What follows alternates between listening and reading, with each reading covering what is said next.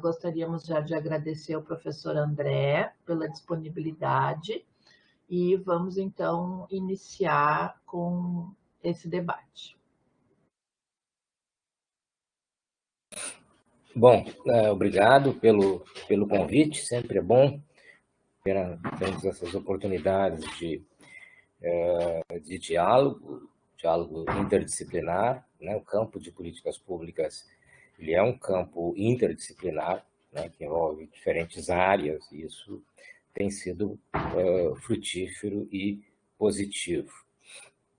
O que eu vou apresentar aqui é, na verdade, uma versão bastante sintética de um conteúdo que eu costumo desenvolver ao longo de um semestre na minha disciplina no PPG de Políticas Públicas, disciplina que chama Modelos de Análise de Políticas Públicas. Então, essa apresentação, ela é panorâmica, né? Tem o objetivo muito mais de apresentar assim, um mapa, né, dos principais modelos analíticos utilizados no campo. Então, ela vai ser panorâmica, porque eu vou ter que ser bem sintético, e ela vai ter lacunas, né? Que, enfim, estou à disposição depois para também ajudar no esclarecimento ou, enfim, no desenvolvimento de estudos. Bom, eu gosto sempre de usar PowerPoint, porque eu acho que nos ajuda bastante. Um segundo esclarecimento, o primeiro foi esse que eu mencionei, um segundo esclarecimento diz respeito ao que eu entendo por teorias e modelos, né? Acho que basicamente diz respeito a escalas de abstração distintos. Teorias são mais abstratas, em geral elas têm uma preocupação mais universalizante, né? Elas pretendem ou se propõem a explicar Deus e sua obra, né? Elas se traduzem em tipologias, em conceitos, etc. E modelos são teorias, né? Ferramentas, né, de análise mais de médio alcance, em geral, são derivações de teorias aplicadas a determinadas áreas, a determinados campos. Então, eu vou falar um pouco de teorias, mas também de modelos que, em geral, derivam de teorias mais amplas, utilizados para análise de políticas públicas. Não é aqui. Uma questão a ser pensada, e também uma delimitação, bom, teorias e modelos que procuram responder o quê, né? Qual é o desafio posto para elas? Em grande parte, eu diria que as questões centrais para políticas públicas dizem respeito a entender por que as políticas públicas variam, por que elas são diferentes, né? De lugar para lugar, de tempo, né? De momentos, enfim, e quais são as causas para explicar a estabilidade de determinadas políticas, a sua continuidade no tempo, ou as mudanças que ocorrem nas políticas públicas. Eu estou deixando aqui de lado uma área que é importante, que diz respeito mais à implementação de políticas, né? Que aí também há uma série de modelos, top-down, bottom-up, mais recentemente toda a linha de investigação derivada dos trabalhos do Lipsky sobre burocracias de nível de rua, né? Burocracias de linha de frente, enfim. Isso aí eu não vou entrar, porque o meu foco é tentar entender por que, né, e eu acho que é onde mais foram desenvolvidas modelos analíticos, por que explicar as políticas, né? Eu não posso implementar políticas se elas não, de alguma forma, foram objeto de decisão prévia. Então, o meu foco é esse, o meu foco é olhar modelos que procuram dar resposta a essas duas perguntas.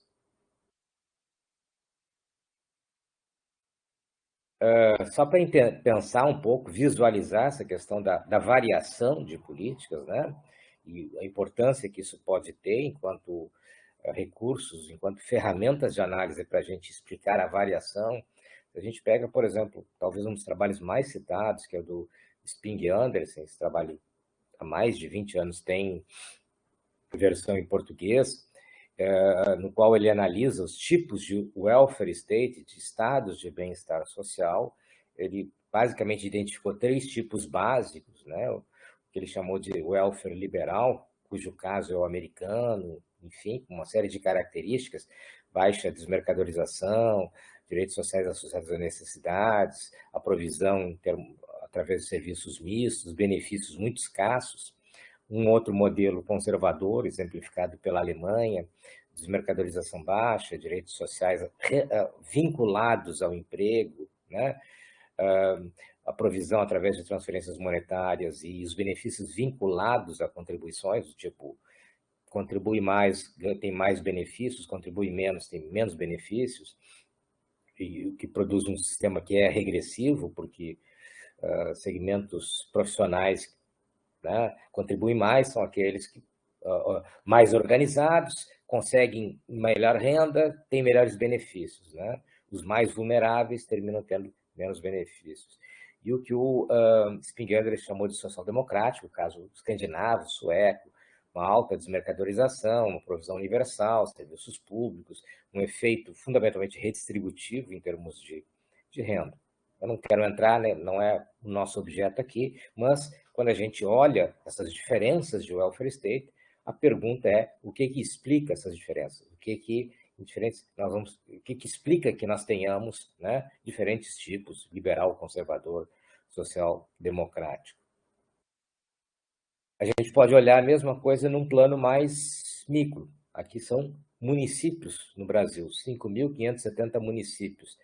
Isso foi um trabalho que eu fiz com, na época era uma bolsista de iniciação, hoje está no mestrado, e basicamente a gente quis dialogar com alguns trabalhos da Martha Hatch, né, onde ela diz que, olha, dada um conjunto de condicionamentos federais, né, os municípios têm pouca margem de autonomia para tomar decisões orçamentárias e decisões sobre prioridades de gasto local, né?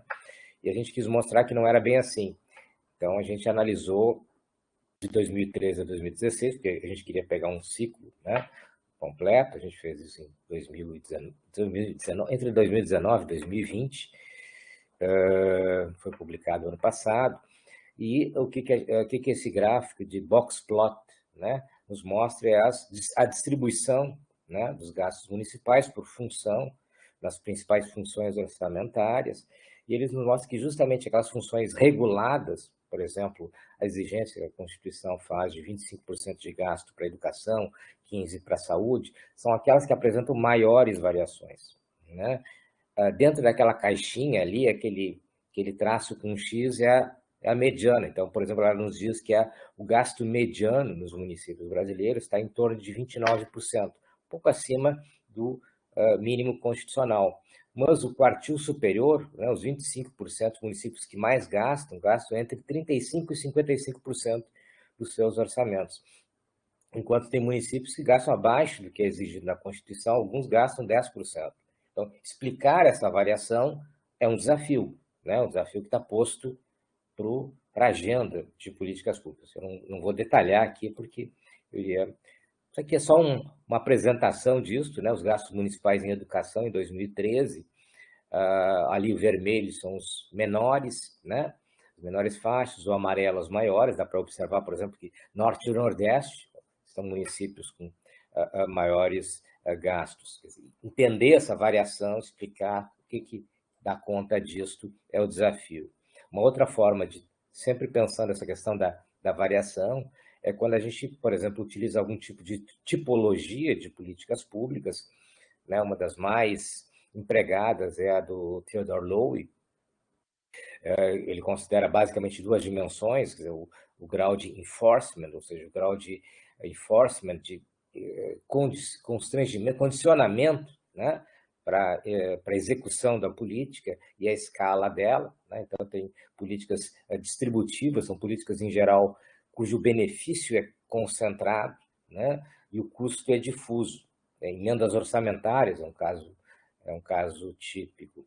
Políticas constitutivas são aquelas que estabelecem as regras mais gerais, por exemplo, a Constituição, legislação eleitoral. Tanto custos quanto benefícios tendem a ser difusos. Políticas regulatórias, por exemplo, são políticas que regulam meio ambiente, no âmbito local, plano diretor, as políticas em relação ao uso e ocupação do solo urbano, elas têm custos concentrados, né? Ou seja, elas regulam a atividade de determinados segmentos e precisam ter mecanismos de enforcement, de sanções, de condicionamento para isso, né? E tem benefícios difusos, por exemplo, uma política ambiental estabelece regras para a emissão de poluentes e o benefício é para toda uma região, para toda uma cidade, enfim. E políticas redistributivas são basicamente, como o nome diz, elas redistribuem recursos, né? Elas tiram de um lugar e colocam no outro. Então, ela tem custo concentrado, né? Tem perdedores bem definidos e tem ganhadores bem definidos. Elas podem ser progressivas, né? Tu transfere renda dos mais ricos para os mais pobres, ou elas podem ser regressivas, tu faz o contrário, né? Tira dos pobres para dar aos ricos. Mais uma vez, explicar o que favorece a implementação de um ou de outro desses tipos de política é um desafio para a agenda de políticas públicas. E aí, o que eu vou entrar exatamente nos modelos, né, que procuram encontrar respostas a estas perguntas. Num primeiro momento, a gente pode ver modelos que nós poderíamos chamar de modelos pré-institucionalistas, né?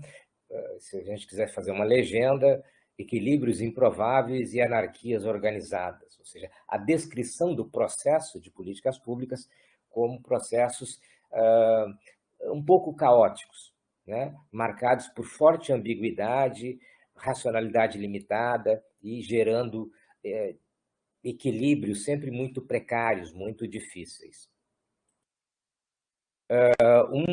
Uma matriz muito influente foi, nesta geração de estudos, a teoria da escolha pública, né? O ponto de partida deles é uma espécie de tipologia, uma taxonomia de tipos de bens, né? E eles consideram duas dimensões, a exclusividade e a rivalidade.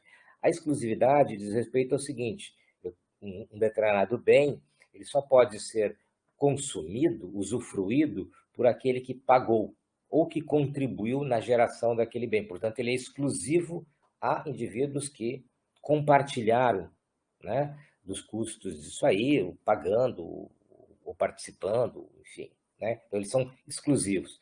E rivais diz respeito a seu caráter finito.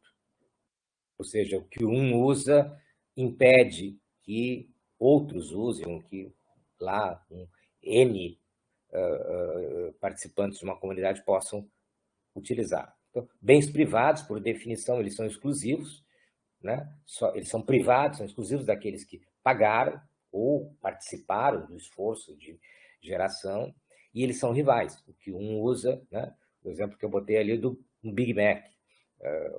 O McDonald's não distribui todos os dias Big Mac de graça, tem que ir lá e pagar, né? E o que um come impede que o outro... Claro, alguém pode pensar, eu posso repartir o Big Mac em dois, né, e compartilhar com outra pessoa, mas é aquele meu pedaço, ninguém mais come, né? Ele é um bem que é rival.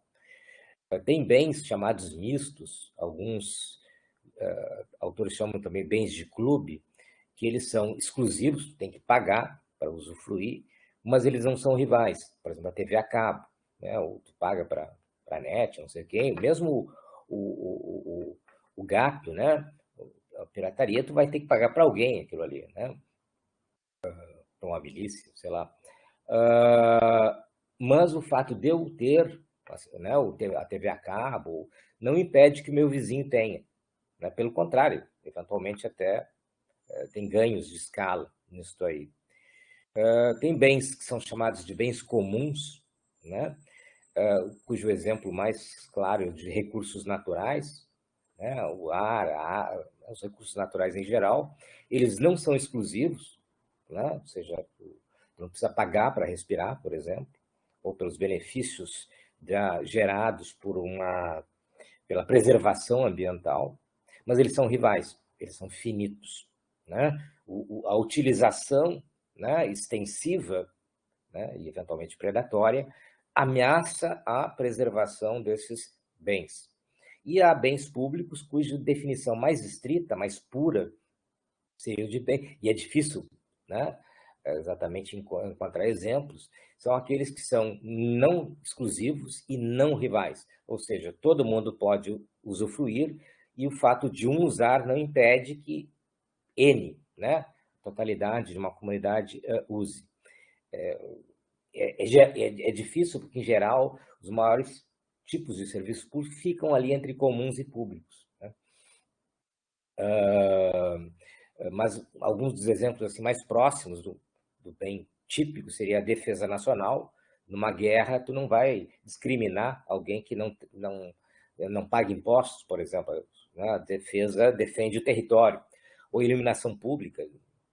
A iluminação, os postes de luz, eles não apagam quando uma pessoa que não tem pago impostos passa embaixo deles. Né?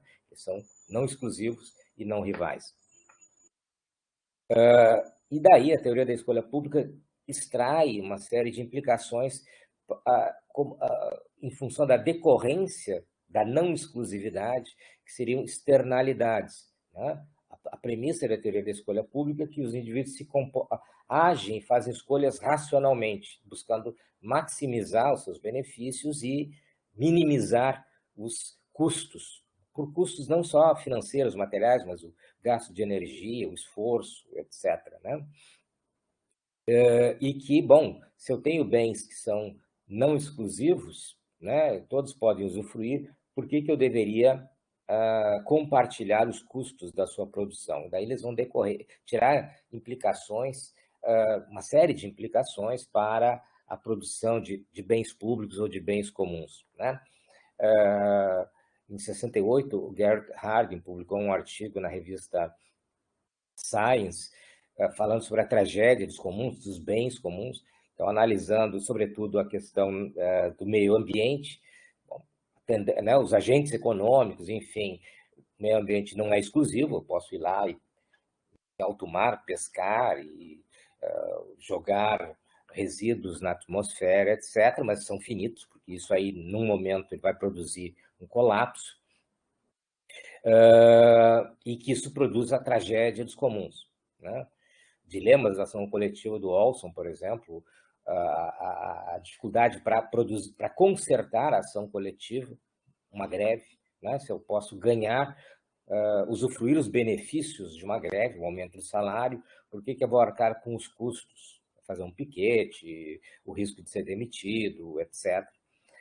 O paradoxo do voto, eu vou falar logo em seguida, e as decorrências do teorema da impossibilidade e das maiorias cíclicas.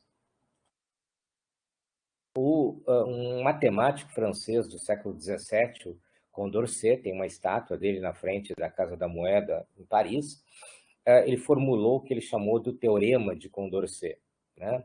Não é exatamente aquela tabela ali, aquilo ali é uma teorema tá formulado em termos matemáticos, mas para a gente entender, né, o problema, a gente poderia pensar nos seguintes termos.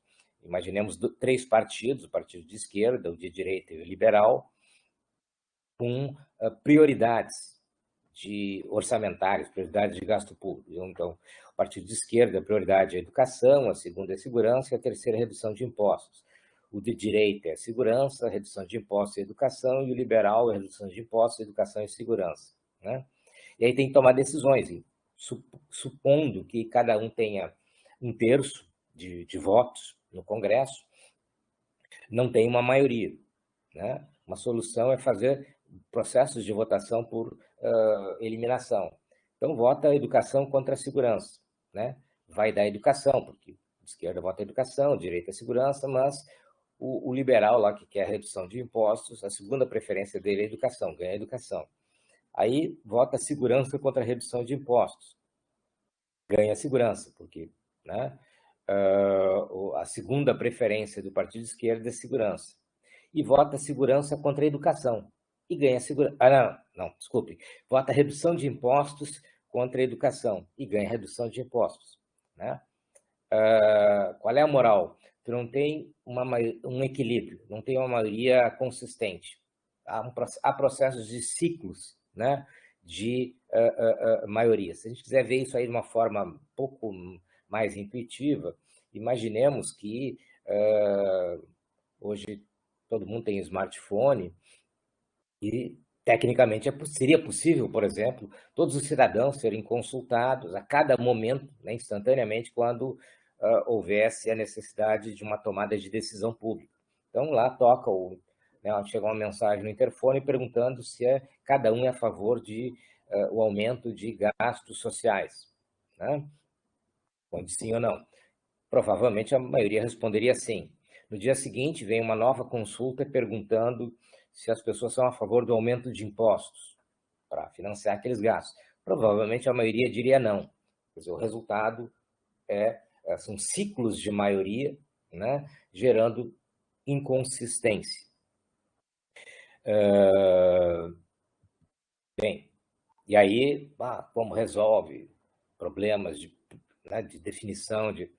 Um outro modelo decorrente da teoria da escolha pública é da relação, né, que os processos de decisão envolvem uma relação que eles chamaram de principal e agente, que nós poderíamos, por exemplo, pensar como a relação entre o motorista, né, um proprietário de um automóvel, e o mecânico.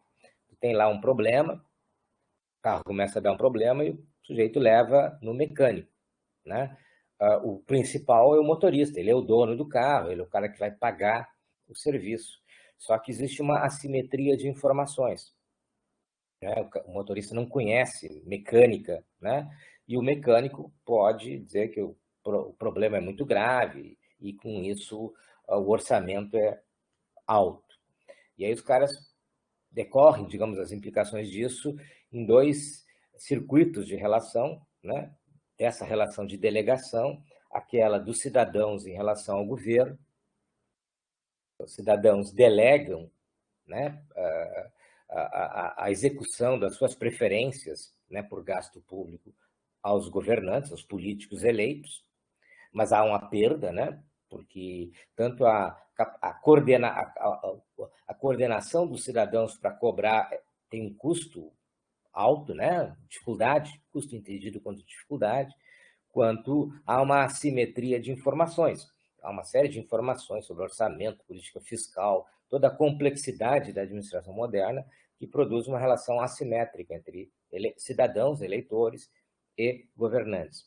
Assim como governantes, para implementar seus programas e tentar serem reeleitos na próxima eleição, precisam de burocracias para executar, mas também ali existe uma assimetria, né? Porque burocracias conhecem muito mais a máquina, né? e as características técnicas da execução, da implementação, do que os políticos eleitos, né? Também ali também tem assimetria de informação, perdas de delegação e todos os seus efeitos, né?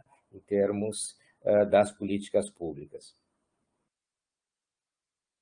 Uma das modelos mais bem-sucedidos da teoria da escolha pública para explicar o resultado das políticas públicas é o teorema do eleitor mediano, formulado pelo Anthony Downs. O mediano é diferente da média. Mediano é aquela medida de distribuição que é os 50% mais um, é onde uma determinada amostra ou população, o mediano divide, né? É o 50% mais um. E aí, aqui é importante, por quê? Porque decisões públicas, elas começam na decisão que o eleitor faz, né? Escolher um governo ou outro, democrata ou republicano, PT ou Bolsonaro, Lula ou Bolsonaro, coisas desse tipo, né? Então, eu localizar onde é que está o mediano é muito importante, porque ali eu vou ter uma pista para saber para onde a coisa vai. Em geral, a gente dá muita atenção para as caudas da distribuição, lá para aqueles segmentos do eleitorado cujas preferências são mais intensas. Então, o bolsonarismo mais radical, o petismo mais forte, digamos assim. Mas esse aí não é o que decide, né? O que decide é o mediano. Ali é o eleitor decisivo. Então, se tu captar para onde ele está indo, né? Tu tem uma explicação, bom, quem vai ganhar e que tipo de políticas vão ser implementadas. E o teorema do eleitor mediano é o seguinte: quando a renda do mediano é inferior à renda média, eu vou ter uma probabilidade maior de políticas mais de transferência de renda, mais redistributivas, etc. Quando a renda do mediano se aproxima da renda média, essa probabilidade é menor. Qual é a história, qual é a moral da história? Quando a renda do mediano é baixa, está abaixo da renda média, significa que esse mediano é alguém com uma renda baixa e que ele vai ter uma inclinação por, né, preferir partidos ou candidatos que vão lhe oferecer programas sociais. Por quê? Porque ele vai ganhar, né, com transferência de renda, e porque ele vai estar abaixo, por exemplo, da linha de tributação. Quando a renda mediana se aproxima da renda média, significa que esse eleitor está mais próximo da classe média. Que aí vai dizer, não, mas por que eu vou votar num partido que vai priorizar programas sociais? Porque eu não vou ser nem o beneficiário, eu não vou ser o beneficiário, mas eu vou pagar. Né? Então, é uma forma de tentar explicar. E isso aqui é um autor que utilizou o chamado Larsinese, que utilizou esse modelo para explicar o caso americano. Vocês lembram, ali atrás, eu falei do welfare liberal, né? Até hoje, os Estados Unidos não têm uma política de saúde pública decente, enfim, e os programas sociais são bem residuais no caso americano. Então, ele usou esse modelo para dizer, bom, por que isso acontece? E ele vai observar o seguinte: olha, se eu olhar no eleitorado americano, a renda mediana está bem abaixo da renda média, tem um grau de desigualdade relativamente alto. Só que o voto nos Estados Unidos é facultativo. Isso significa que, nas eleições presidenciais, mais ou menos metade do eleitorado vai votar. Né? Só que essa metade ela não se distribui assim aleatoriamente. Ela tem um viés. Né? Entre os votantes, o mediano está muito mais próximo da classe média. E aí, de uma resistência a programas sociais, a gasto social, etc, etc. Só para a gente ver, outro dia ainda fui ver, por exemplo, no Brasil, a renda média é R$ 1.400 e a renda mediana é 480. Então, isso, por exemplo, explica muito do fracasso da terceira via, né? da força do Lula e do PT, enfim, e da força de programas sociais no Brasil. Bom, indo para uma outra coordenada, um recurso heurístico que foi durante bastante tempo, muito empregado, foi o ciclo de políticas públicas. Ele vem de trabalhos do Harold Lasswell, que muita gente diz que é uma espécie assim, de fundador desse campo de políticas públicas. Ele chamava de Policy Science, ciência das políticas, e também vem muito da influência de teorias de sistemas que o Lasswell tinha, né? A ideia é de que tem um ciclo, começa com a formulação, decisão, né? A própria constituição da agenda, a formulação das políticas, a escolha das políticas, implementação, avaliação, etc. Esse modelo gerou, mais recentemente, nas últimas décadas, uma série de críticas. Uma delas dizia respeito à sua linearidade, ao fato de que as políticas não seguem, né, aquele conjunto de passos, ou ao fato de que tudo é uma coisa só, não dá para seccionar. Né?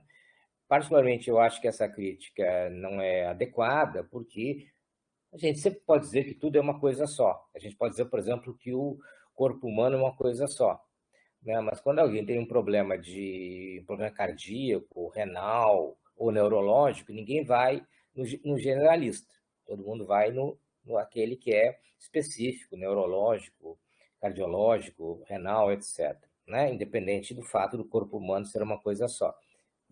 Qual é a moral da história?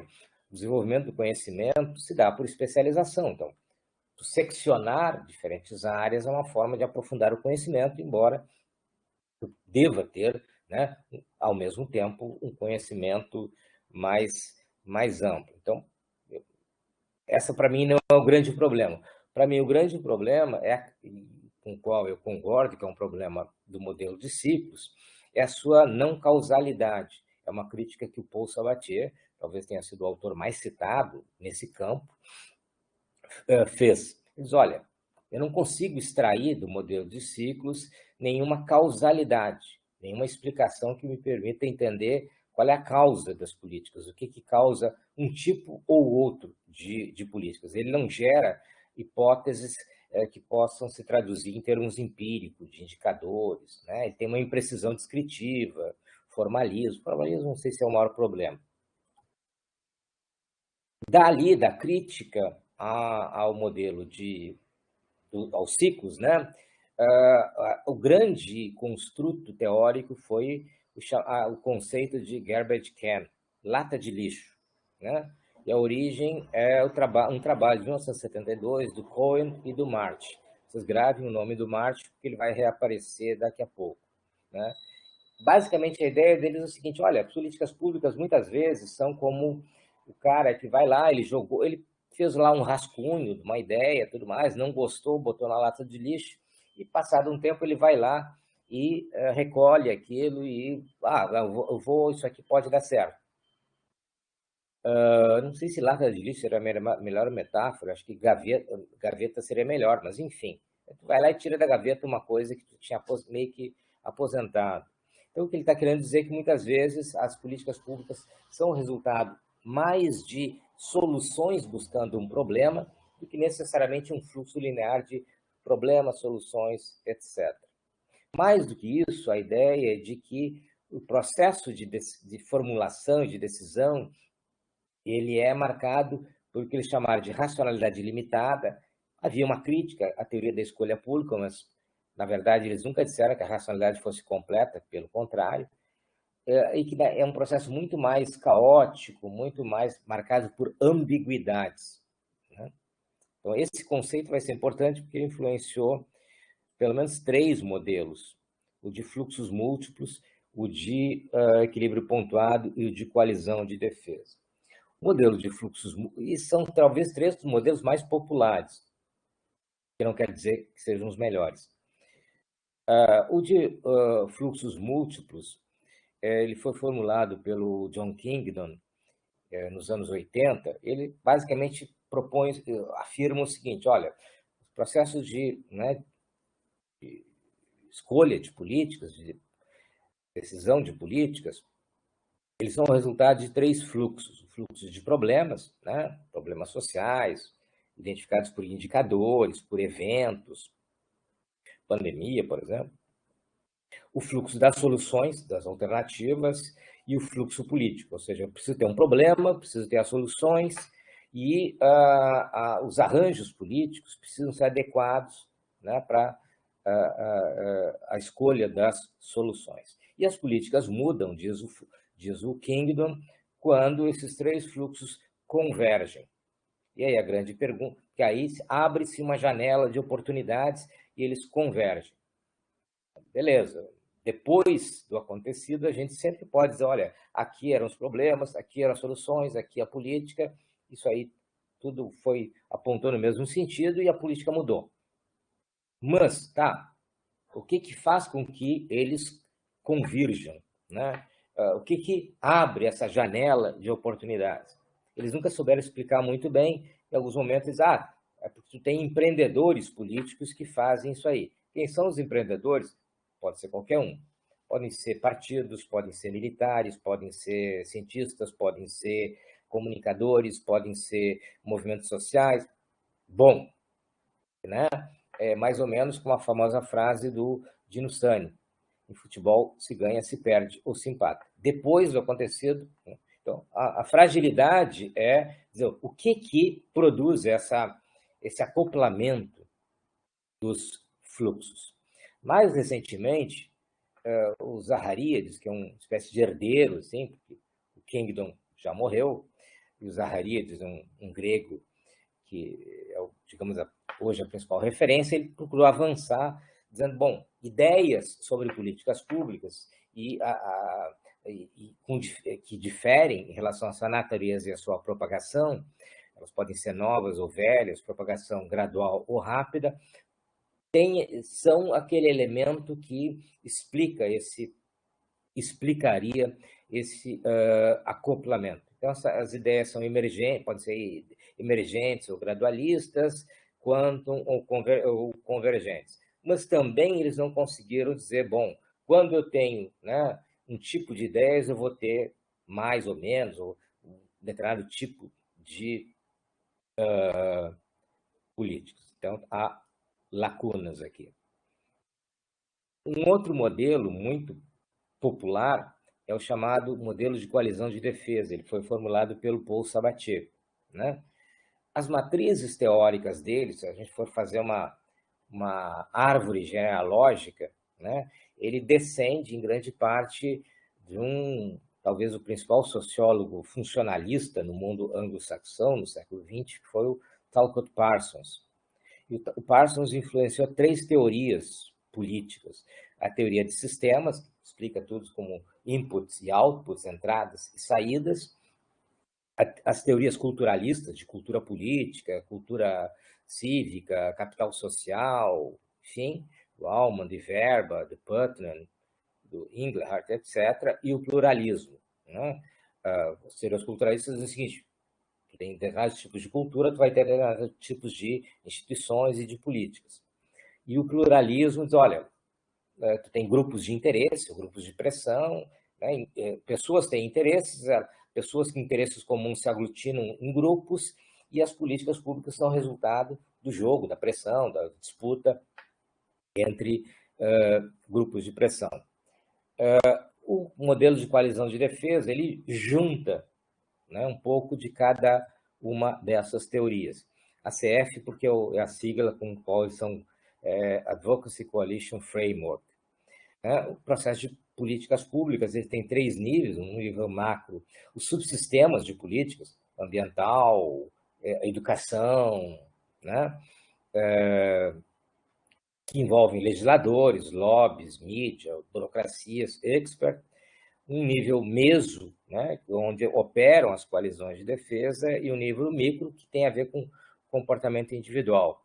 O elemento que daria assim, a cola, né, que produz a coesão das coalizões de defesa, que são parênteses, o pluralismo é uma teoria que foi muito forte entre os anos 20 e os anos 60 do século passado. E ele entrou um pouco em ocaso quando vários autores mostraram o seguinte: olha, não é automático. O fato das pessoas terem os mesmos interesses não significa que elas se associem, que elas participem. Tem aí uma série de elementos que fazem com que alguns grupos tenham mais facilidade para se associar e outros menos. Por exemplo, se eu pensar uma questão que diz respeito por exemplo, companhias aéreas, né? As companhias aéreas são 3 ou 4 no Brasil. Elas podem muito facilmente, né, consertar uma política, consertar no sentido de pactuar uma política. Usuários de companhias aéreas são milhares. Né? Tu conseguir fazer uma associação de usuários e ela ser eficaz, né? Então, esse foi um problema para a teoria pluralista, né? O fato de que há uma assimetria nos grupos. A coalizão de defesa, que é um modelo que vem aí dos anos 90, do século passado, ele vai dizer, não, mas o que dá é o fato de elas serem crenças compartilhadas no plano meso, no plano não das crenças mais profundas, mas no plano de crenças sobre políticas públicas, sobre, né, as políticas. Antes de entrar no próximo, qual é um problema aqui, só para... tem um trabalho bem interessante do pessoal da UNB, a Sueli Araújo, o Paulo Calmon e o Mauro Capellari, analisando as coalizões de defesa na área de política ambiental. Então, eles mapeiam 4 coalizões, agora não me lembro exatamente, socioambientalistas, os desenvolvimentistas modernos, os desenvolvimentistas tecnocráticos e o do agronegócio. Acho que era mais ou menos isso, se eu bem me lembro. E aí, olha, houve uma... Porque a ideia aqui desse modelo é dizer, bom, as coalizões de defesa explicam as políticas.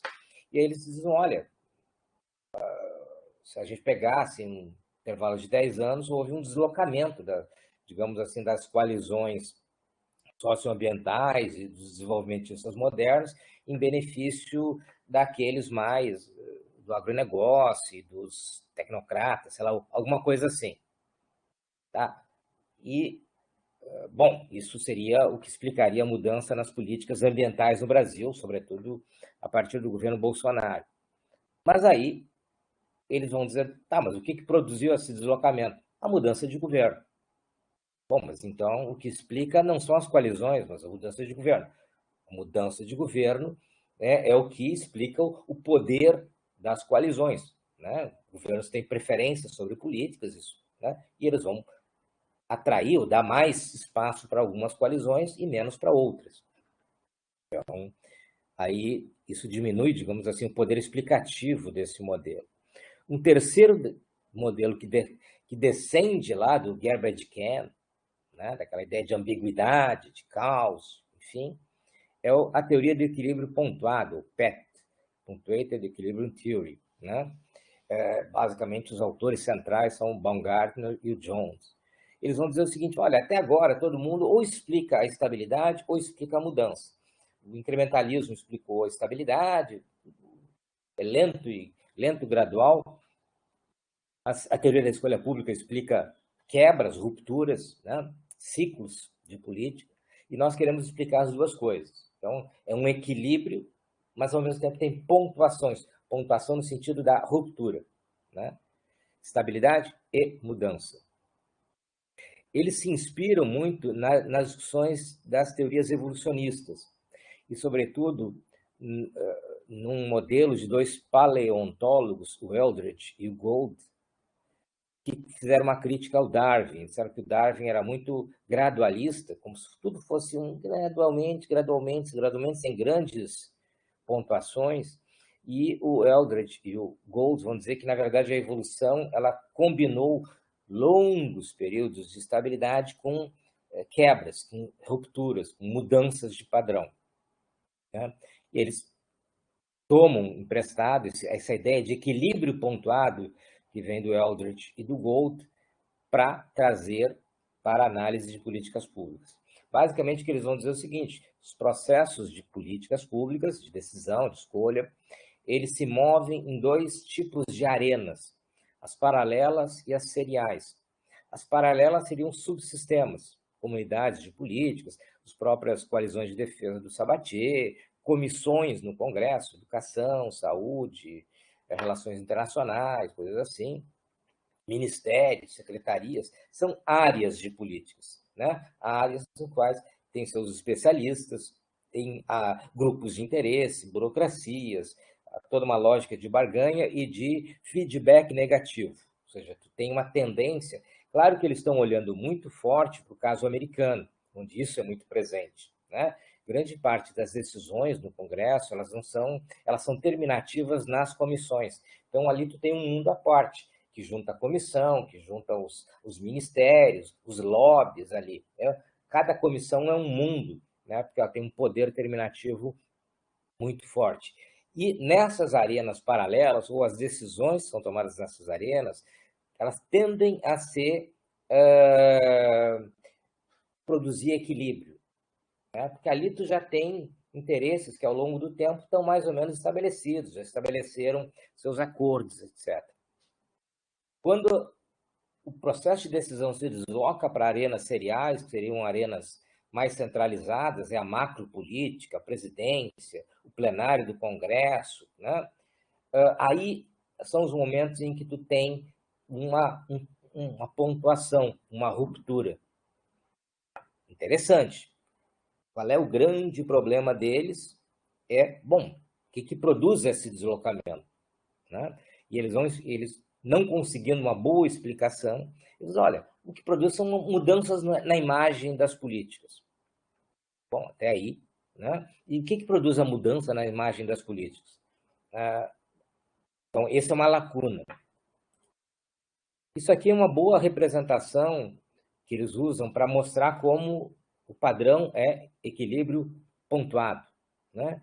Isso aqui é um gráfico do trabalho do Baumgartner e do Jones, em que eles pegam as frequências de mudanças no orçamento americano, de 47 a 2003, por subfunção.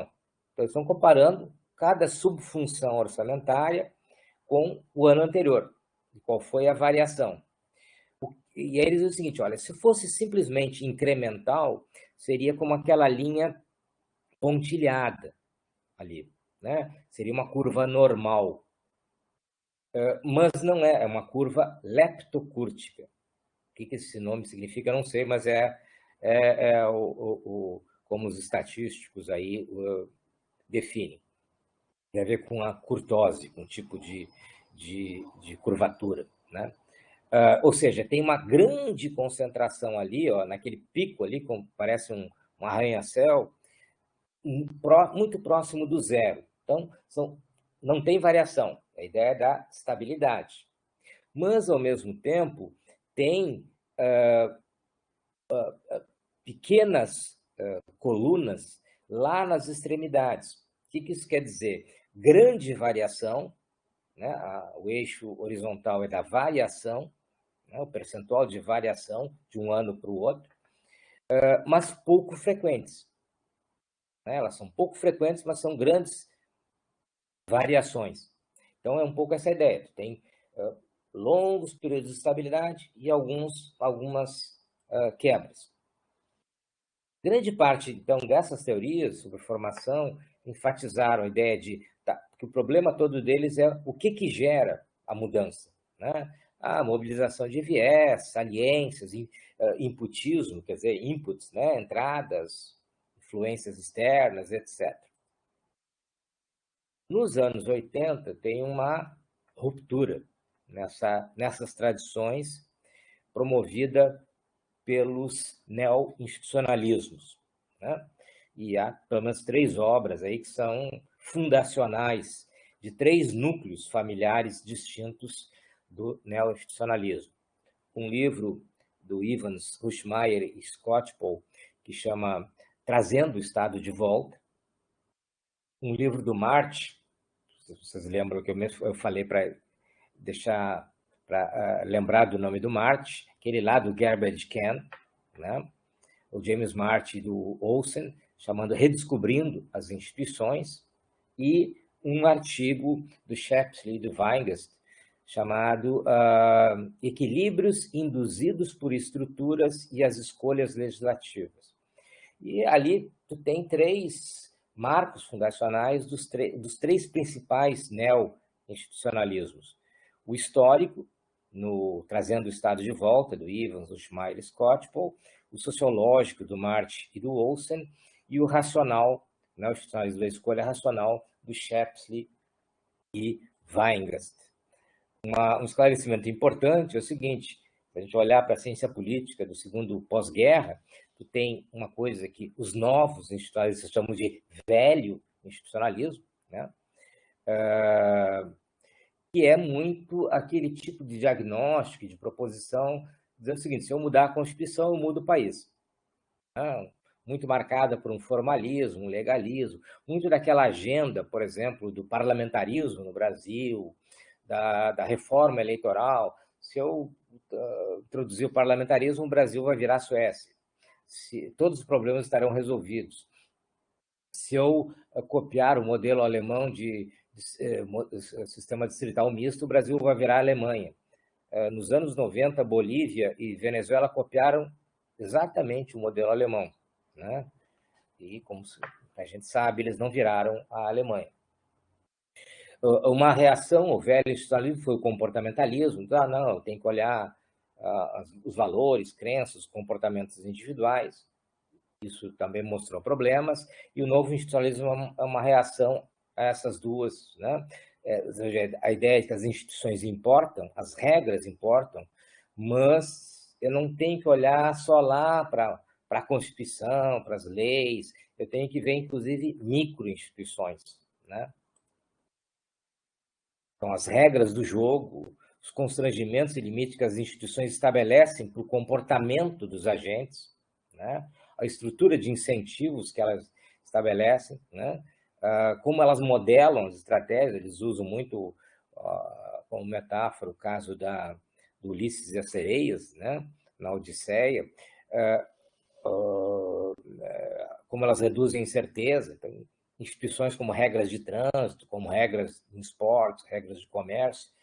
Uma outra forma de ver isto é, por exemplo, num trabalho no Brasil, do Fernando Limonge e da Argelina Figueiredo, que eles mostraram o seguinte: quando a gente olha, deixa eu começar um pouquinho antes, um trabalho que influenciou muito lá a escolha pública, né, que eu mencionei antes, foi um estudo sobre o Congresso americano, de 74, do David Mayhew, chamado A Conexão Eleitoral. O que ele mostrou? Olha, nos Estados Unidos, os deputados são eleitos pelo voto distrital, são distritos. Então, a reeleição dele depende do distrito, não depende de mais nada, é o distrito que define. Então, o que ele vai fazer? Ele vai levar benefícios para o distrito. O resto ele é meio indiferente. Aqui no Brasil, tem um brasilianista, um cientista político americano que estuda o Brasil, que é o Barry Ames. Ele tem um livro publicado já no Brasil chamado Os Entraves da Democracia no Brasil, que ele mapeou os votos dos deputados e ele identificou certos padrões. E, sobretudo, um padrão que ele chamou de concentrado dominante, os caras que a sua votação, seu reduto eleitoral é concentrado, um conjunto de municípios contíguos, e ali naqueles municípios eles são dominantes, eles fazem a maioria dos votos do município. E são esses os deputados que, por exemplo, vão buscar emendas orçamentárias para o seu reduto. E a conclusão do Ames é de que seria o custo de formar maiorias, de negociar, é muito alto, porque o cara, né, ele quer as emendas para o reduto, para o reduto dele, como não dá para dar para todo mundo, sempre é muito difícil, né, formar maiorias. E a Argelina e o Fernando Limonge mostraram o seguinte: primeiro, quando a gente olha os dois períodos democráticos no país, há um contraste. De 45 a 64, em média, presidentes conseguiram aprovar 29% da sua agenda, seus projetos enviados ao Congresso. Comparativamente, é baixo. O João Goulart, o último presidente daquele período democrático, aprovou apenas 19% da sua agenda. Dos projetos que ele mandou, só 19% foram aprovados. No período pós-constituinte, pós-88, a macropolítica é basicamente a mesma. Presidencialismo, federalismo, representação proporcional na Câmara Baixa, multipartidarismo do segundo período, inclusive, é mais fragmentado. E aí eles observaram o seguinte: entre 88 e 2010, tem um período em que a taxa de aprovação dos projetos presidenciais, são vários presidentes, Collor, Fernando Henrique, Lula, Dilma, está entre 75% e 80%. É uma mudança grande, muito grande. Né? Não dá para dizer que houve uma mudança nos parlamentares. A lógica é a mesma. Para me reeleger, tem que levar benefícios para o meu reduto. O que mudou que poderia explicar isso aí? Né? E a explicação deles é o seguinte: algumas mudanças, alguns dispositivos introduzidos ou pela Constituição ou por legislação infraconstitucional alteraram os incentivos e, portanto, as estratégias dos agentes, deputados. Por exemplo, medidas provisórias. Sobretudo, as primeiras versões de medidas provisórias que davam muito poder ao presidente, poder de reeditar sucessivamente. Com isso, para derrubar uma medida, o custo de formar uma maioria é da oposição, ela que forma uma maioria para derrubar. Eu vou reeditando. Claro que, com o tempo, elas foram sendo reduzidas, sobretudo depois de 2010, o que talvez explique muita coisa que ocorreu depois de 2010. Outra prerrogativa do Executivo é o da execução orçamentária. Primeiro, ele tem áreas de iniciativa exclusiva, só o Executivo pode ter a iniciativa na proposição de matéria orçamentária, fiscal e administrativa. Né? Deputados não podem ter iniciativa na proposição de matéria que gere gasto novo. Né? Pode realocar o gasto na discussão orçamentária. Isso dá um poder para o executivo, sobretudo até ali meados da década da última década, o poder de controlar a execução, por exemplo, das emendas. Né? Isso também foi limitado no último período pelo orçamento impositivo. Então, é basicamente essa a ideia. As instituições, pequenas alterações nas instituições produzem grandes resultados, grandes mudanças. Dentro do neo-institucionalismo da escolha racional, são os caras que estão lá com uma escolha pública, com uma teoria da escolha racional, eles dizem, olha, os agentes são racionais. Só que eles não agem no vácuo, eles agem dentro de regras do jogo. Um jogador de futebol, ele quer ganhar, mas ele tem que, né, atuar segundo as regras do jogo. Se o goleiro pegar, ou melhor, um jogador pegar a bola com as mãos na área, vai ser pênalti. Se ele der um chute no adversário, ele vai ser expulso. Ele tem que jogar dentro, né, das regras. Um desses modelos é o de veto players, que é de um trabalho, a partir de um trabalho do Jorge Sebelius. Esse trabalho tem em português, chama Atores com Poder de Veto. O que ele diz? A estabilidade ou a mudança nas políticas públicas depende da configuração de atores com poder de veto. E atores com poder de veto podem ser institucionais, Supremo Tribunal, né? O tipo de regras que estabeleçam quórum para mudança constitucional, enfim, ou podem ser partidários. Né? E o número de atores com poder de veto, a distância e a coesão deles define a estabilidade. Quanto maior o número de atores com poder de veto, maior a distância, portanto a área que eles têm e a coesão interna deles, mais difícil é mudar o status quo. Né? Ali é só um desenhozinho que o Sebelius emprega para dizer o seguinte, o insert, que é a área possível, é aquela que está dentro de todas as curvas de indiferença de todos os atores com poder de veto. E o core é aquilo que não tem como mudar, porque sempre vai ter alguém que tem o poder, e poder de veto não é maioria, né, necessariamente. Isso fica mais claro aqui. Isso aqui é um resumo do trabalho do Arjen Lipper. O Arjen Lipper é um cientista político holandês, tem um livro publicado em português chamado Modelos de Democracia. Ele classifica as democracias em duas famílias. Democracias majoritárias, o caso típico é o caso do Reino Unido, e democracias consociativas. Ele dá o exemplo da União Europeia, da Bélgica, enfim. Majoritárias são aquelas que concentram o poder no executivo, elas estão baseadas predominantemente em maiorias unipartidárias, num executivo dominante, um sistema partidário tende a ser bipartidário. Alguém pode dizer, tá, mas a Inglaterra não é bipartidária, tem uma terceira força, mas se a gente for olhar, todos os gabinetes desde a Segunda Guerra ou são trabalhistas ou são os conservadores. Né? Num sistema eleitoral que é majoritário uninominal, que já tende a afunilar uma concentração de forças nos dois maiores partidos, um sistema de grupos de interesse pluralista, uma administração nacional que não é federalista, que é unitária e centralizada, um legislativo que ou é unicameral ou é bicameral congruente e assimétrico, como o caso inglês. Tem a Câmara dos Lordes, tem a Câmara dos Comuns, mas a Câmara dos Lordes tem muito poucas prerrogativas de fato de incidir sobre políticas públicas. A própria fato da Constituição inglesa não ser escrita, né, ser consuetudinária, permite que ela seja alterada de forma relativamente fácil. Né?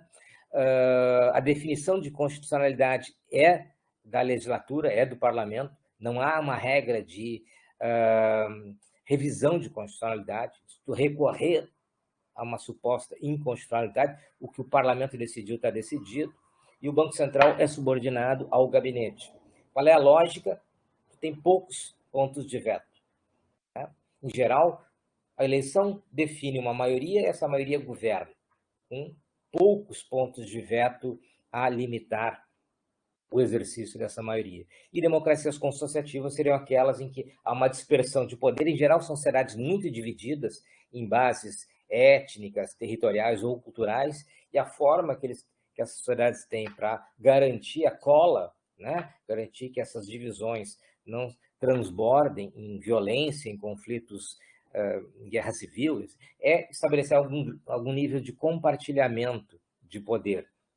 Então, em geral, são governos de coalizão multipartidária, há um maior equilíbrio entre executivo e legislativo, sistemas multipartidários, representação proporcional, um modelo mais corporativo de representação de grupos de interesse, um bicameralismo incongruente, simétrico, duas casas eleitas de forma diferente, com poderes, né, relativamente equivalentes, a existência de quórum qualificado para mudança, né, da Constituição, 3/5, 2/3, alguns casos 3/4, alguns casos além de 3/4, outros mecanismos, plebiscitos, etc., para poder mudar a Constituição. Quando tu estabelece, por exemplo, 3/4, digamos, um quórum, tu está estabelecendo um limite para que a maioria eventual mude a Constituição. Tu está atribuindo um poder de veto a uma minoria, né? Mecanismos de revisão de constitucionalidade, uma Suprema Corte, por exemplo, uma Corte Constitucional, que pode dizer, não, essa lei, mesmo aprovada pelo Congresso, ela é inconstitucional, né? Então, democracias consociativas ou democracias compartilhadas são aquelas que multiplicam pontos de veto potenciais. Suprema Corte, duas câmaras, né? Quórum para mudança constitucional, que aumenta o poder de minorias de bloquear, né, a mudança constitucional. E o próprio fato de que governos, dada a fragmentação, têm de ser governos de coalizão, o que aumenta, confere um poder de veto para minorias. Um outro modelo importante é o ID,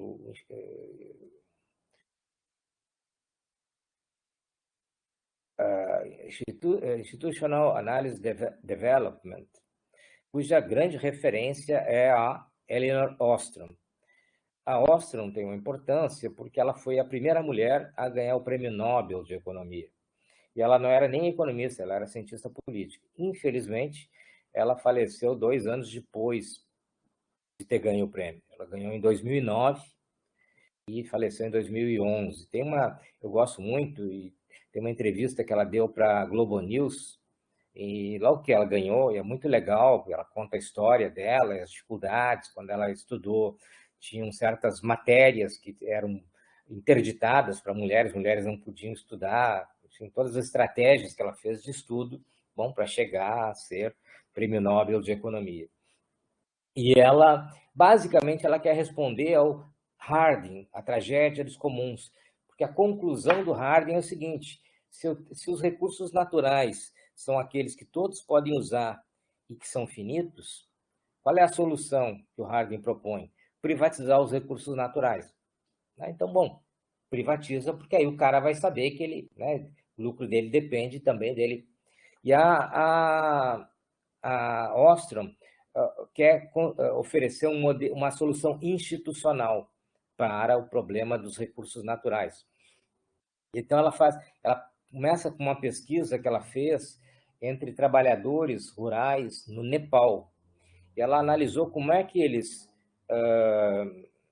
estabeleceram mecanismos para fazer um uso racional, digamos, da água necessária para a irrigação das suas lavouras. Vocês sabem que na Ásia tem o caso de lagos que desapareceram por conta da irrigação, né? Então, ela mostra como eles estabeleceram instituições locais para compartilhar o uso de recursos comuns, de recursos naturais, no caso a água, de forma, né, a garantir a sua preservação, né? Ou seja, a solução é uma solução baseada em arranjos institucionais, arranjos que têm que estabelecer fronteiras, quem está dentro, quem está fora, De repente, alguém que está fora daquela comunidade ali, daquelas pessoas que concordaram com as regras, não pode usar. Né? Quais são as regras, né, relativas ao uso dos recursos, quanto cada um pode tirar por dia ou se alternando, arranjos coletivos de decisões, como é que as decisões são tomadas, mecanismos de monitoramento para ver se alguém não está tirando mais do que, né, deveria, sanções para a caso da transgressão às regras, mecanismos de resolução de conflitos, né, mecanismos de autodeterminação e talvez o ponto mais frágil aqui do modelo da Ostrom, que é um modelo do tipo, né, ele valoriza o micro, soluções micro bom quando tu envolve problemas de escala muito mais amplo, né? Como é que tu compatibiliza essa solução micro com... Mas ela própria tem trabalhos sobre a coordenação de decisões em bacias hídricas na Califórnia, e há trabalhos, eu conheço um trabalho, por exemplo, que utiliza o modelo da Ostrom para pensar a questão de bacias hídricas aqui no delta do Jacuí, né? Ou seja, as cidades aqui do delta, como de alguma forma estabeleceram, num certo momento, arranjos institucionais para estabelecer políticas comuns.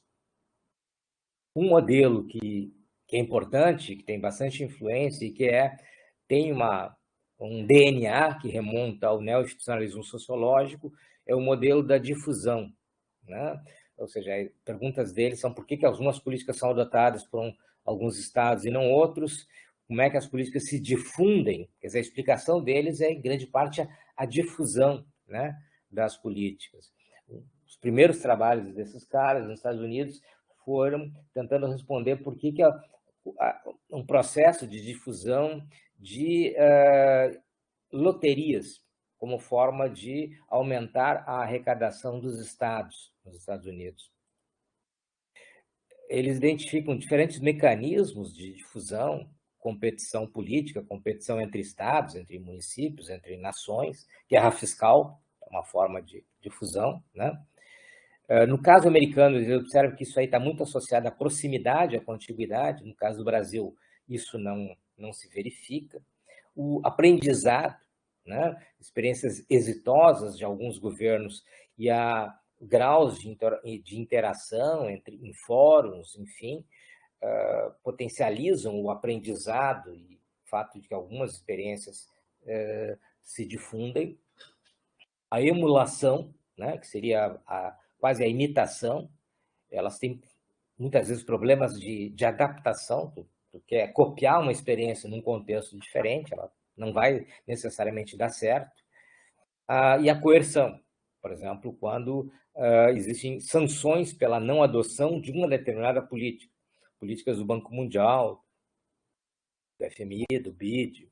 No caso do Brasil, por exemplo, a política de pós-graduação, né? Ou seja, tem regras para os programas, tem um sistema de avaliação e tu tem uma distribuição de recursos, bolsas, enfim, fomento em função desses mecanismos que, em última instância, são de coerção.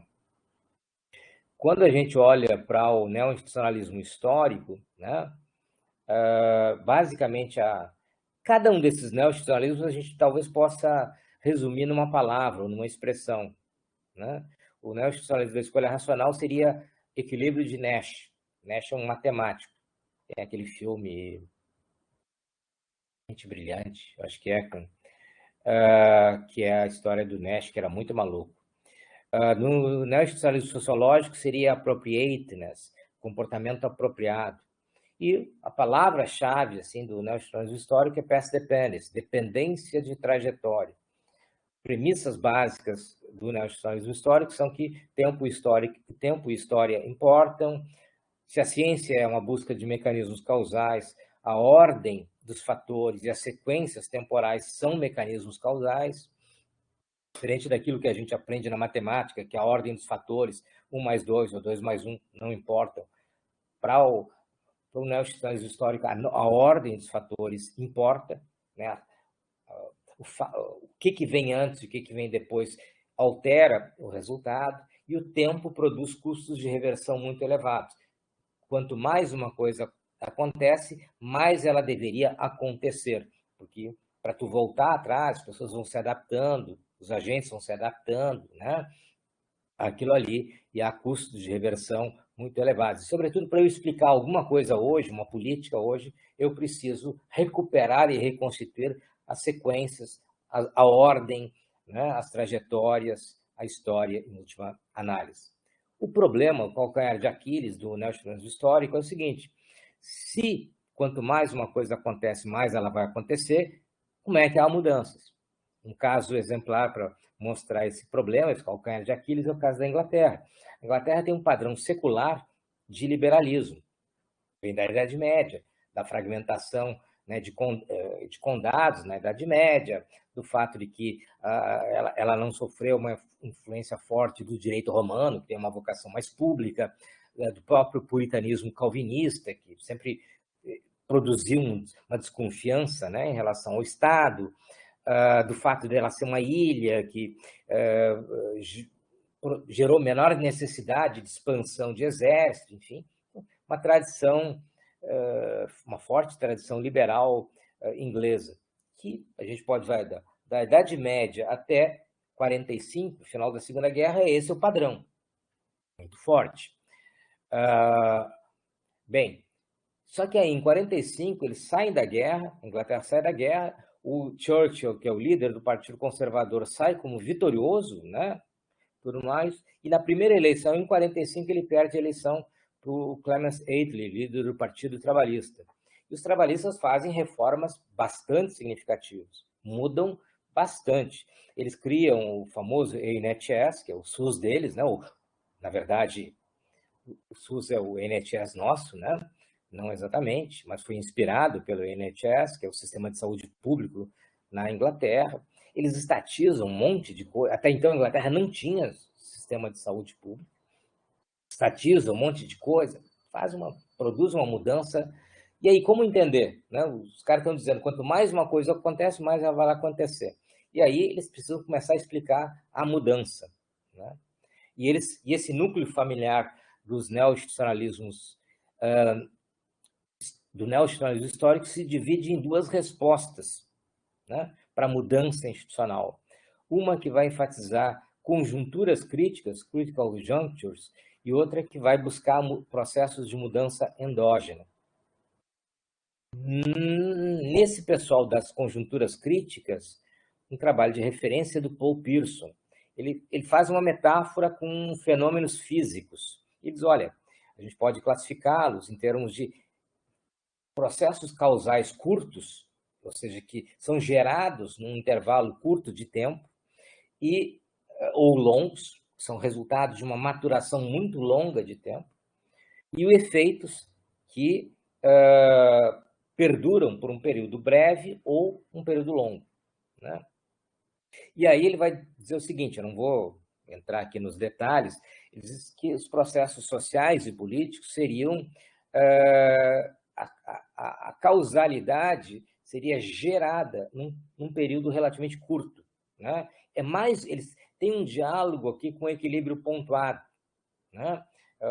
Tem um momento, né? Uma espécie de janela de oportunidades que se abre em função de fatores exógenos, podem ser guerras, revoluções, epidemias, crises econômicas, enfim.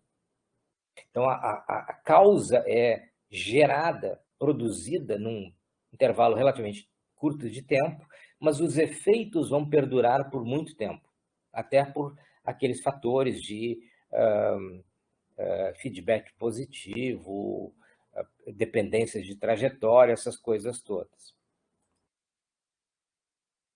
Aqui só alguns exemplos assim na literatura, não necessariamente institucionalista, mas aí outra hora a gente pode aprofundar mais. Tem um outro pessoal dentro do institucionalismo histórico que vai dizer o seguinte, pô, mas se para eu explicar a mudança eu tenho de recorrer a fatores extra-institucionais, eu deixo de ser institucionalista. Eu tenho que explicar guerras, a conjuntura, crises econômicas. E aí eles vão tentar mostrar como as mudanças ocorrem, não necessariamente por pontuações, mas elas ocorrem por dentro das instituições, em decorrência de duas variáveis, o do contexto político, e aí eles tomam emprestado aquela ideia de pontos de veto, quanto mais pontos de veto, mais obstáculos a mudanças, e o grau de discricionariedade, né, a margem que instituições específicas e que os agentes dispõem para interpretar e aplicar as regras. E aí eles pensam em 4 tipos de mudança. Uma que seria o deslocamento, são as mudanças mais radicais. Os pontos de veto são fracos e também as instituições não têm muita flexibilidade. Então aí é um momento que tem, por exemplo, revoluções. As instituições não conseguem se adaptar e aqueles pontos de veto estão enfraquecidos. A Scott, por exemplo, vai dizer que revoluções costumam vir depois de guerras. Que o ponto de veto, que seriam as instituições militares, estão enfraquecidas, mas as instituições estão um pouco rígidas, um pouco anacrônicas para se auto-reformarem. Um segundo modelo é o de layering, ou de sobreposição. A gente pode pensar na pátina, né? Ou seja, camadas que estão ali, umas aparecem, outras mais profundas estão aparecendo, né?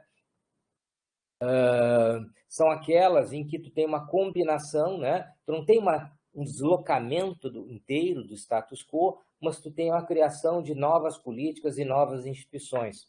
Tem um estudo da Tulia Faletti sobre a criação do SUS no Brasil que vai mostrar muito vai usar nessa perspectiva. Tem a deriva, o desvio, que é quando pontos de veto são fortes e a discricionariedade também seria forte. Aí tu tem uma negligência em relação a regras antigas e políticas antigas, enfim. E é uma conversão, quando pontos de veto são fracos e a discricionariedade é alta, e aí há uma mudança no impacto das regras antigas e políticas. Eu tenho estou usando até para um trabalho que eu estou fazendo agora, esse modelo, embora eu ache que ele seja inconsistente num ponto. Para mim, layering não está, ele é uma combinação de pontos de veto forte, tu não tem como mudar o status quo, mas para que tu tenha uma camada nova, é preciso que tu tenha uma margem de discricionalidade alta e não baixa, como os autores prevêem. Ou seja, para mim, o layering, que é a forma talvez mais frequente de mudança, estaria no quadrante superior direito, ali onde está o desvio. Né? Então, é uma crítica que eu faço a esses autores. Um outro modelo muito empregado, derivado do nacionalismo histórico, é o de capacidades estatais. O primeiro problema é o que são capacidades estatais. A polissemia aqui é absoluta. Tem um trabalho da Luciana Singolani, em que ela faz um levantamento, uma revisão sistemática da bibliografia internacional, e é uma torre de Babel. Tem para todos, definição do que sejam capacidades estatais, tem para todos os gostos. Quando a gente olha só na bibliografia brasileira, tem várias definições: arranjos institucionais, capacidades socioestatais, governança, capacidades burocráticas, capacidades administrativas e políticas. Um dos trabalhos, sobretudo numa perspectiva que eu acho que é uma perspectiva mais restritiva do conceito, que eu acho mais interessante e mais promissora, o trabalho de referência é um trabalho do Evans e Rauch. Vocês lembram? O Evans é um dos coautores lá do Trazendo o Estado de Volta. É um artigo do Evans e Rauch, de 1995, que eles fizeram o seguinte: eles pegaram 35 países, o Brasil está entre esses 35, países numa escala intermediária de desenvolvimento, né? Não são nem os mais desenvolvidos, nem os menos, e eles quiseram explicar as variações no PIB per capita entre 1970 e 1990. E a hipótese dele é o seguinte: eu posso explicar as variações se eu olhar o perfil da burocracia nesses países. E aí eles construíram uma escala weberiana. Por que weberiana? Porque o Max Weber, ele, digamos assim, foi o primeiro a codificar mudanças que começam a acontecer, sobretudo na virada do século XIX para o século XX, na direção de uma profissionalização das burocracias públicas, sobretudo pensando em duas dimensões: carreiras profissionais, estabilidade, eventualmente como mecanismo, e recrutamento meritocrático, ou seja, baseado em concursos e não em afinidades pessoais ou partidárias. Então, o que o Ivan e Rausch querem observar é a hipótese dele: quanto mais weberiana for a burocracia, maior é o desenvolvimento. O resultado pode ser observado nesse gráfico, e basicamente eles chegam, né, fazendo uma regressão, a um R² de 0,67, ou seja, daria para explicar 67% da variação no PIB per capita desses 35 países, de 70 a 90, pela escala weberiana. E aí, na sequência, eles se colocam uma pergunta que seria o seguinte: mas será que países que já vinham se desenvolvendo não tiveram maiores oportunidades para ter uma burocracia weberiana, e esse desenvolvimento anterior não é o que explicaria o desenvolvimento posterior?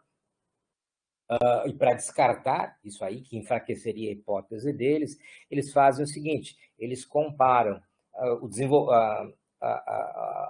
as variações do PIB per capita em 1965, portanto, antes daquele intervalo, com as observadas no intervalo 70 e 90, e mostram que a relação é muito baixa.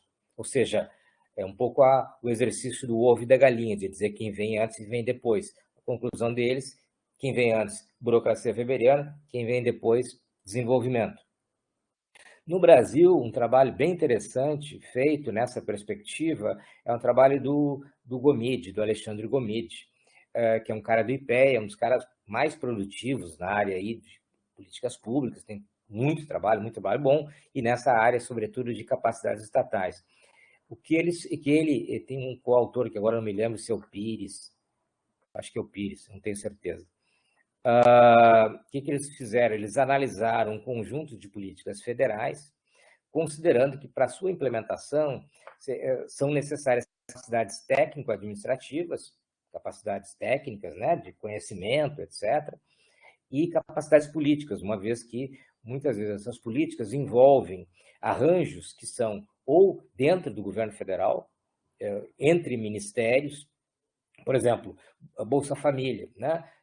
Como ele tinha condicionalidades, as famílias terem colocar suas crianças na escola, envolve alguns arranjos com o Ministério da Educação, também arranjos com governos estaduais, municipais, etc.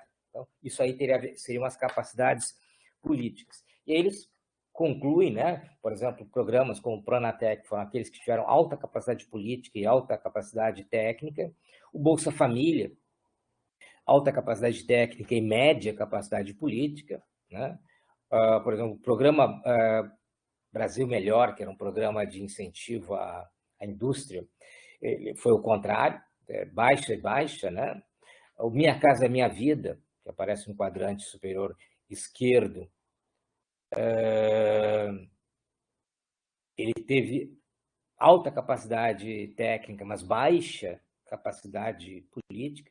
E eu poderia ter pego, não peguei, me esqueci, tem um outro diagrama deles, gráfico, enfim, em que eles associam isso com os resultados, com a escala de execução e de implementação. Aqui é um trabalho que eu fiz com uma bolsista de iniciação, utilizando esse mesmo como proxy de burocracia profissional, um indicador da base Videm, uma base que tem dados assim, de todos os países do mundo. Então, eles têm uma escala, né, de profissionalização na administração pública de cada país, e a gente comparou com alguns indicadores em 18 países da América Latina. Então, a associação forte, né, com, por exemplo, produção de bens públicos, distribuição igualitária de recursos, uma relação negativa com corrupção e positiva com acesso à justiça. Aqui também um trabalho feito em 2016, publicado em 2017, com 2, então, bolsistas de iniciação, analisando as variações na arrecadação do IPTU, que é tipicamente uma política redistributiva, né? Está estabelecendo um perdedor, o cara que vai pagar, enfim, diferente, por exemplo, de uma arrecadação baseada em impostos indiretos, onde esses custos, esses perdedores são muito mais difusos, portanto, é uma política que tem um custo político mais elevado para ser implementada, e a gente quis entender as variações na arrecadação do IPTU nos municípios brasileiros. Talvez o elemento mais forte seja o tamanho do município. Podem ver ali que, em função do tamanho, micro, pequeno, médio ou grande, né, a arrecadação aumenta, mas tem um fator muito forte que é o peso, né, digamos assim, a gente usou como proxy de burocracia weberiana, um indicador que é o percentual de estatutários com formação superior na administração direta dos 5.570 municípios. Esse é um dado que a gente extrai da Munique, do IBGE. Então, no caso aqui, acima de 15% de estatutários com formação superior, qual o impacto na arrecadação de IPTU? O que dá para observar que, embora o tamanho do município seja um fator muito forte, mesmo em pequenos municípios, há uma diferença bastante significativa quando ele tem uma burocracia mais profissionalizada, nos termos weberianos de autonomia e capacidade. A mesma coisa aí num outro trabalho, também de 2017, analisando políticas regulatórias em relação ao uso do espaço urbano, né? Plano diretor, lei de zoneamento urbano, lei de uso e parcelamento do solo, lei de contribuição de melhorias, lei de operação urbana consorciada, Conselho Municipal de Política Urbana como um órgão, né, que implementa esse enforcement, e a periodicidade das reuniões desse conselho. Em todas essas políticas, sempre quando o município tem acima de 20% de estatutários com formação superior, a probabilidade de adoção dessa política é sempre maior do que quando ele tem menos. Finalmente, aqui talvez o gráfico não fique muito o quadro, né?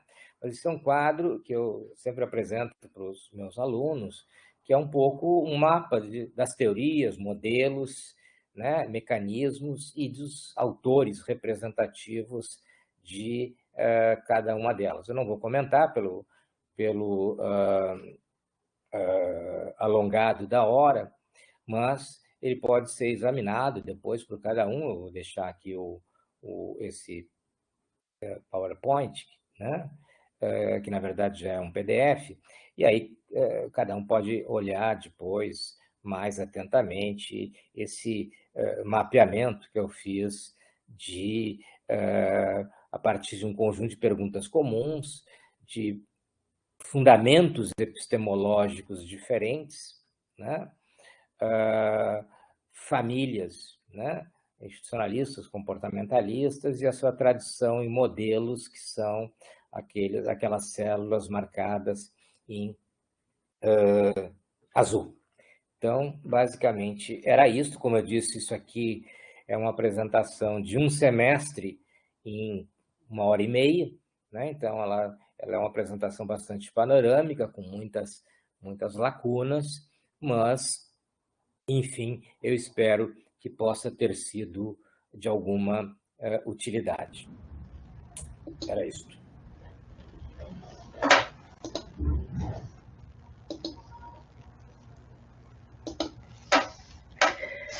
Então, em nome do GPEM e da Patrícia, agradecemos ao André, que tem caminhado ao nosso lado, nos estimulando e nos desafiando. Muito obrigada, André.